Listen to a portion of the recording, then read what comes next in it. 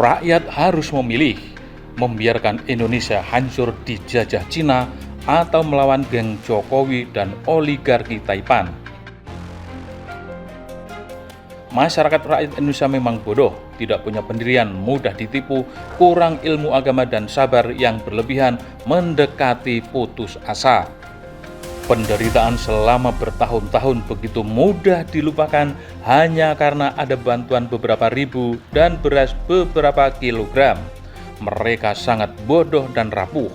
Itulah sebabnya para politikus bajingan yang berhati busuk selalu memanfaatkan kelemahan rakyat Indonesia demi mencapai ambisi politik dan tujuan jangka pendek mereka.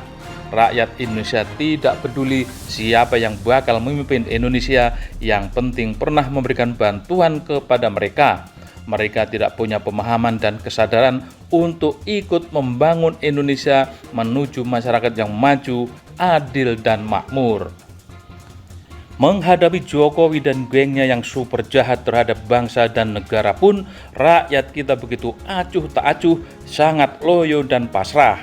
Suka atau tidak suka, inilah diantara akibat yang ditimbulkan karena Indonesia dijajah Belanda yang sangat lama, telah membentuk mental jongos dan tidak peduli keadaan. Kalaupun reformasi dilakukan berkali-kali, tetapi jika masalah fundamental tidak diperbaiki, terutama di bidang pendidikan, maka akan terus gagal untuk membenahi bangsa, terutama memperbaiki pola pikir dan pola bela negara. Sikap masa bodoh menjadi bumerang untuk menghancurkan diri sendiri. Saat ini Indonesia tengah dihadapkan kepada penjajahan baru Cina yang dibantu oleh para pengkhianat dari bangsa sendiri yang dikomandani oleh Joko Widodo. Jokowi walaupun KTP-nya adalah WNI, tetapi jiwanya Cina, sehingga kepada Cina selalu membela mati-matian. Sebaliknya kepada bangsa dan negara Indonesia malah menjadi musuh dan terus berusaha menghancurkannya sampai ke akar-akarnya. Sebelum Indonesia hancur lebur, Jokowi akan terus menggunakan kekuatan dan kekuasaannya untuk memporak-porandakan Indonesia. Jokowi itu ibarat iblis dan hanya para setan laknatullah yang terus membela dan mendukung iblis. Kejahatan Jokowi bukan saja telah berbagai dokumen seperti memalsukan ijazah dan silsilah keluarga, tetapi juga kejahatan pembunuhan, kriminalisasi, penipuan, korupsi yang sangat besar, kolusi, nepotisme, pengkhianatan, merekayasa hasil pemilu, merusak alam, menjual negara ke Cina, merusak seluruh tatanan hukum di Indonesia, menyandera para menteri dan semua ketua umum parpol, dan menzalimi rakyatnya sendiri.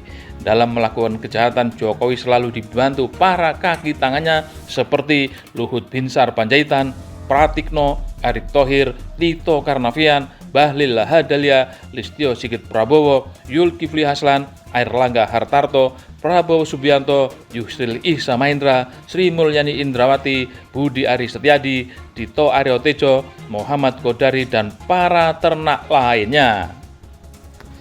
Mereka ini baik langsung maupun tidak langsung adalah musuh rakyat Indonesia. Oleh karena itu, apa yang harus dilakukan rakyat? Pertama, jangan percaya tipu daya dan perkataan mereka. Kedua, usut semua kejahatan mereka. Ketiga, laporkan kejahatan mereka kepada aparat penegak hukum yang jujur. Keempat, miskinkan mereka, rampas harta mereka. Kelima, jika semua saluran formal tidak mempan, geruduk mereka seperti yang terjadi di Nepal. Jika Indonesia tidak ingin dijajah Cina, mari kita bergerak bersama hancurkan para perusak dan pengkhianat bangsa dan negara ini.